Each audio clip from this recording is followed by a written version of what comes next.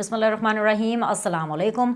यहाँ पर जैसे जैसे नवाज़ शरीफ का स्टेटस क्लियर होता जा रहा है, नवाज़ शरीफ साहब बड़े पुरसकून, बड़े कॉन्फिडेंट नज़र आते हैं। ज़ाहिरी सी बात है, जो उनके साथ हो रहा है उनका इत्मीनान बख्श होना ज़रूरी है, और इसलिए भी ज़रूरी है क्योंकि जितना बुरा नवाज़ शरीफ के साथ हुआ है, इससे ज़्यादा बुरा किसी और ज़िंदा लीडर के साथ नहीं हुआ। इस सब के बावजूद नवाज़ शरीफ साहब ये तमाम तर सिस्टम की जो एट्रॉसिटीज़ जिसको कहते हैं, तमाम तर सिस्टम के जुल्म सितम बार बार सहने के बावजूद भी ज़िंदा हैं, कायम हैं, मुतमईन हैं।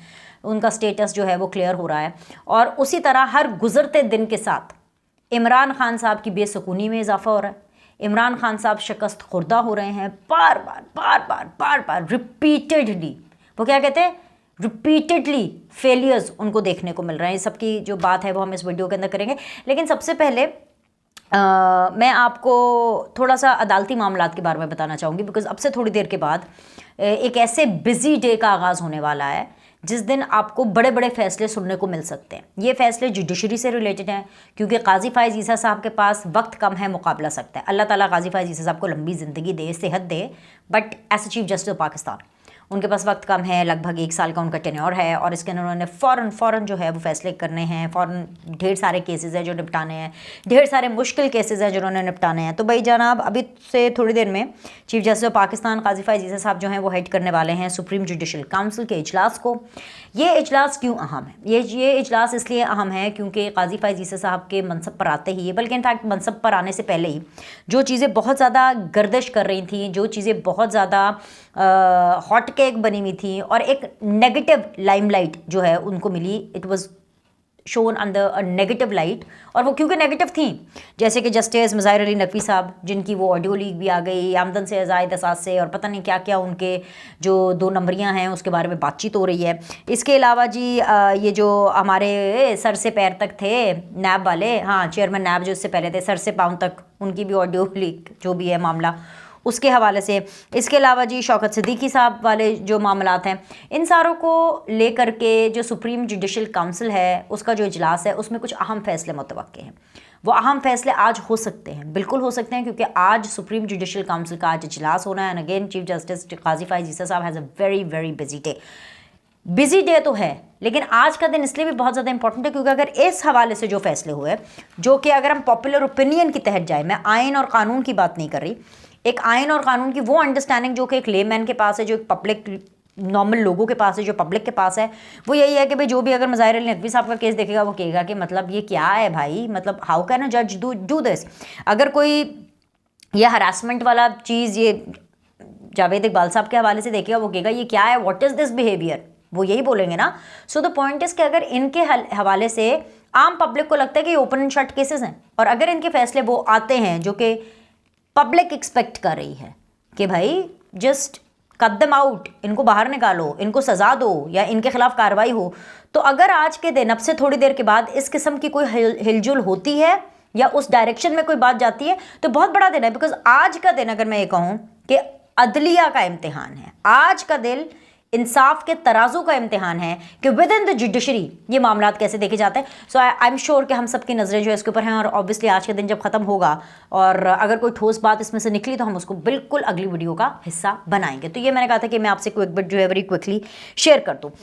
इसके अलावा अगर हम खान साहब की बात करें तो खान साहब क्योंकि बेसुकूनी है, और उनकी जो बेसुकूनी है वो वैलिड भी है, क्योंकि जैसे जैसे नवाज शरीफ साहब को सुकून मिलता जा रहा है, इमरान खान साहब के तन बदन में आग लगती जा रही है, उनको मिर्चें लग रही हैं, उनको गुस्सा आ रहा है कि भाई मैंने तो अपनी पूरी सियासत इस आदमी को रोकने में, इस आदमी का नाम सफ़ाए सियासत की हस्ती से मिटाने में लगा दिया। And he is back with the bank. और सबसे बड़ी बात यह कि जो नवाज शरीफ के चेहरे पर, क्योंकि आपको पता है, मैं आपको बार बार बता चुकी हूँ कि इमरान खान साहब टेलीविज़न देखते हैं, PTV के ऊपर जो नवाज शरीफ साहब हैं उनकी हेयरिंग्स, उनकी प्रोसीडिंग्स देखते हैं। तो ऐसा नहीं है कि इमरान खान साहब को नवाज शरीफ साहब का कुछ पता नहीं है, टिकर्स पढ़ते हैं, हर चीज़ उनको नज़र आती है। तो जो सुकून, जो एक सैनिटी, जो एक इत्मीनान नवाज शरीफ के चेहरे पर होता है, चाहे वो अपनी पेशियों में जाएं, चाहे वो जलसे में जाएं, वो इमरान खान साहब से बर्दाश्त नहीं हो रहा, और इसीलिए उसी के प्रेशर में वो गलती पे गलती कर रहे हैं। ऐसी गलती इमरान खान ने की है, ऐसी गलती पीटीआई के हाथों हुई है कि मैं अगर आपको बताऊं कि पीटीआई ने अपना मुंह ही काला कराया है, या पीटीआई अब किसी को मुंह दिखाने के काबिल नहीं है, या पीटीआई ने थूक कर चाटा है। I know these are bad words, I know these are really bad words, लेकिन मुझे आपको ये कहने पड़ेंगे ताकि आपको इंटेंसिटी पता चले कि कितना बुरा पीटीआई ने किया है। मतलब एक खुदकुशी कर ली। इसकी डिटेल्स मैं आपको बताऊंगी, लेकिन पहले इमरान खान साहब को जो अदालत की तरफ से झटका लगा है ना, मतलब ऐसे बिजली के ठक ठक ठक ठक अदालती झटके लगे हैं। इमरान खान साहब की जो एक आखिरी उम्मीद थी साइफर केस में, खान साहब की जो ट्रायल रोकने की उन्होंने एक दरख्वास्त डाली भी थी, वो जो दरख्वास्त है वो मुस्तरद हो गई। अच्छा, अब इस दरख्वास्त को मुस्तरद होने का मतलब क्या है? तो इसका मतलब ये है कि इस्लामाबाद हाई कोर्ट ने मातहत अदालत को शफाफ ट्रायल करने की हिदायत की है।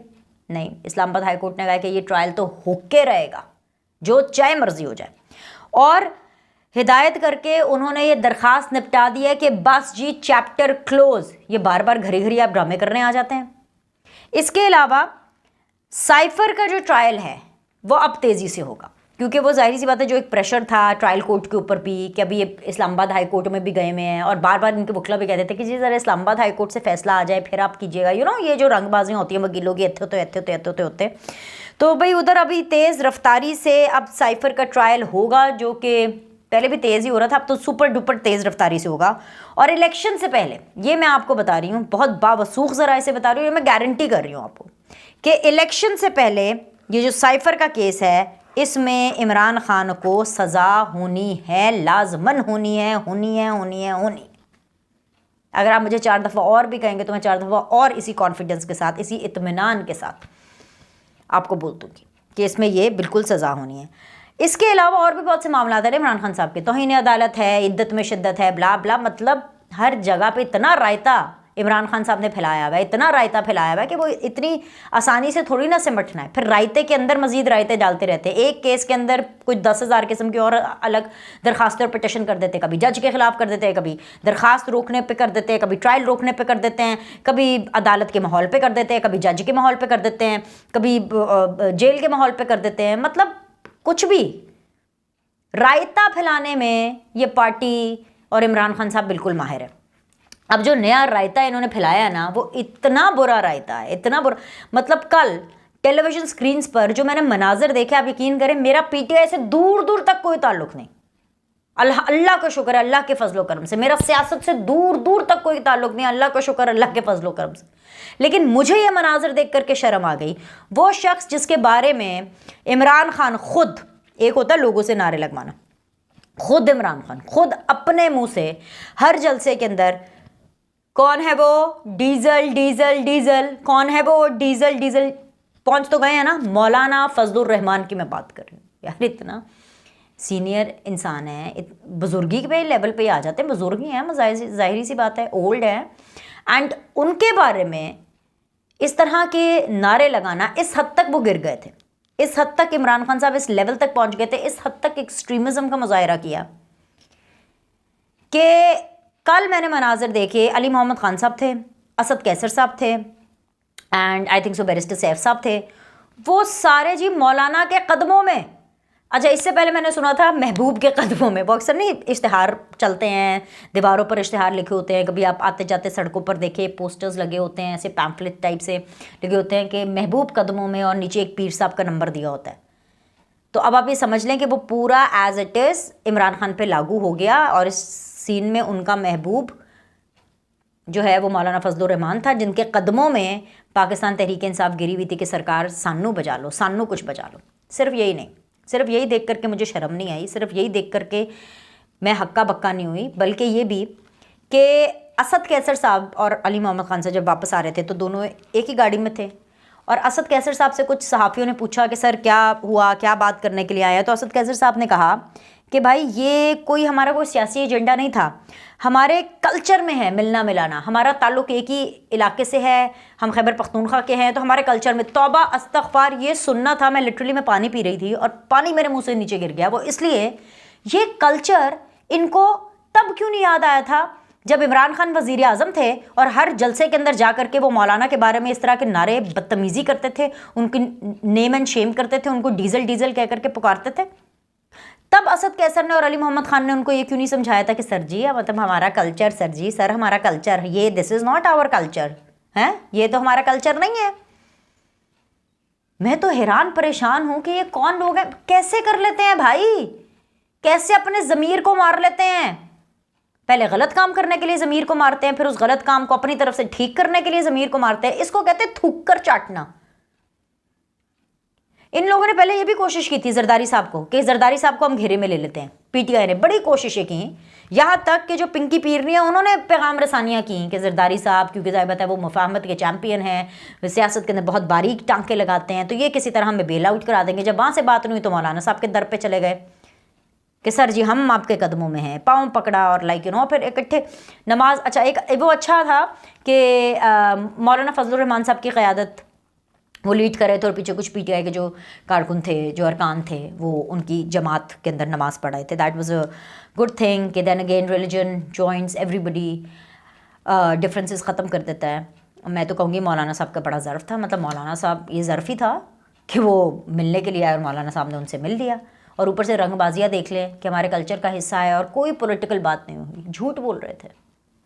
कल्चर कल्चर कह के असद कैसर साहब यहाँ पर भी झूठ बोल करके चले गए। उनको पैगाम पहुँचा था, इमरान खान ने उनको कहा था, उन तक पैगाम पहुँचाया था अपने वकला के थ्रू, अपनी बहन अलीमा खान के थ्रू कि जाओ जाके मौलाना से बात करो, ताकि तमाम पॉलिटिकल पार्टीज़ बैठे, मौलाना बात करेगा आगे पीपल्स पार्टी से, मौलाना साहब आगे बात करेंगे नवाज शरीफ से, और किसी ना किसी तरह कोई रास्ता निकले। क्योंकि सदर के ऊपर तो उनको एतबार नहीं है। सदर आरिफ अलवी को तो वो आग कर चुके हैं, क्योंकि सदर आरिफ अलवी को वो इस चीज़ का जिम्मेदार ठहराते हैं कि ना इन्होंने भाजपा के साथ मेरी दोबारा डील कराई, हालांकि ये करा सकते थे, ना इन्होंने मुझे इलेक्शन लेकर के दिए, इन्होंने कुछ नहीं किया। सो ये मामला था। तो अभी पार्टीज़ के साथ बात करना चाहते हैं, अपने अंदर जो बेसुकूनी है इमरान खान साहब की, उसको कोई ऐसी चीज़ की जिसके अंदर से उनको सुकून मिल जाए वो करना चाहते हैं। मगर मसला ये है कि उनके लिए उनको एक मिडिल पर्सन चाहिए, और इस दफ़ा जो मिडिल पर्सन था या है वो मौलाना फजलुर रहमान साहब है। सो लिहाजा इसीलिए उनके दर पे जाया गया, उनके कदमों में बैठा गया, उनसे बातचीत की गई। मुझे बात करते करते ना वो वाक़या भी याद आ रहा है कि जनरल बाजवा से जब इन्होंने साइफ़र का मामला शेयर किया और उसके बाद जो जनरल बाजवा साहब के हाथ में कागज़ था वो इमरान खान साहब ने पकड़ा और अपनी जेब में डाला, जो कि अपेरेंटली साइफ़र था, अपनी जेब में डाला और जाने लगे। तो जनरल बाजवा ने कहा आप किधर जा रहे हैं? तो इमरान खान साहब ने कहा मैं जलसे में जा रहा हूँ। और जलसे पे जाने लगे तो जनरल बाजवा ने कहा क्या आपसे एक रिक्वेस्ट है कि आप ये मौलाना साहब के बारे में ना इस तरह से डीजल ना कहा करें, अच्छा नहीं लगता, आप वैसे भी वज़ीर आज़म हैं, आपके मनसब को ये चीज़ सूट नहीं करती। इमरान खान साहब उस जलसे पे गए और उन्होंने जाके अवाम को शिकायत लगाई, वो तीली लगाने वाली हरकत की, अवाम को शिकायत लगाई जलसे के अंदर खड़े होकर के। नॉट दैट मैं कोई बाजवा साहब की फेवर में बात नहीं कर रही, मुझे कोई बाजवा साहब की हरकतें बिल्कुल पसंद नहीं है, जिस तरह से उन्होंने आर्मी चीफ अपना एक टेन्योर गुजारा और जितनी इंटरफेरेंस उन्होंने की। बट इमरान खान साहब ने हालांकि उनसे स्पेशल रिक्वेस्ट की, जनरल बाजवा ने इमरान खान साहब से स्पेशल रिक्वेस्ट की थी कि आपने नहीं करना। और जलसे में जा करके पहली बात जो उन्होंने की, उन्होंने कहा हाँ जी बताओ कौन डीजल डीजल डीजल, ना सिर्फ खुद नारे लगाए बल्कि आगे लोगों से भी नारे लगवाए। तो इतना बुरा मुकाफाते अमल मैंने किसी के साथ नहीं देखा। मतलब ये तो हद ही हो गई, लेकिन मुझे लगता है कि अभी इससे भी ज़्यादा बुरा मैंने देखना है, और इससे भी ज़्यादा बुरा क्या होगा वो मैं भी देखूंगी, आप भी देखेंगे। लेकिन मसला क्या है ना कि पीटीआई वाले जितने भी रह गए हैं उनको कोई फ़र्क नहीं पड़ता, क्योंकि फ़र्क उनको पड़ता है जिनकी कोई सेल्फ रिस्पेक्ट होती है, फ़र्क उनको पड़ता है जिनको इज़्ज़त और ज़िल्लत के बीच का फ़र्क मालूम हो, फ़र्क उनको पड़ता है जिनको एक्चुअली पता हो कि भाई अवाम की नज़रों में उठने का क्या मतलब होता है और अवाम की नज़रों में गिरने का क्या मतलब होता है। ठीक है भाई, उम्मत मुसलमा के बहुत बड़े लीडर हैं, बहुत इमरान खान की पॉपुलैरिटी होगी भाई, हमें नहीं पता, हम इस पर बहस नहीं करते। लेकिन मैं इतना ज़रूर ये कहती हूँ कि जो अवाम है वो इतनी भी बेवकूफ़ नहीं है, वो सब देख रही है, वो सब देख रही है कि कैसे जब आप हुकूमत में होते हैं तो आप फ़िरौन बनते हैं और आप अपने जो पॉलिटिकल जो अपोनेंट्स हैं उनकी इज़्ज़त को तार तार करने की कोशिश करते हैं, और जब आप ऑपोजिशन में होते हैं या जब आप पर बुरा वक्त चल रहा होता है आपके जो हाथ हैं वो गर्दन से पाँव पर आ जाते हैं। बस इतनी सी बात है इमरान खान की सियासत की, बस इतनी सी कहानी है। लाइक करें, सब्सक्राइब करें, आपसे अगली वीडियो में मिलते हैं।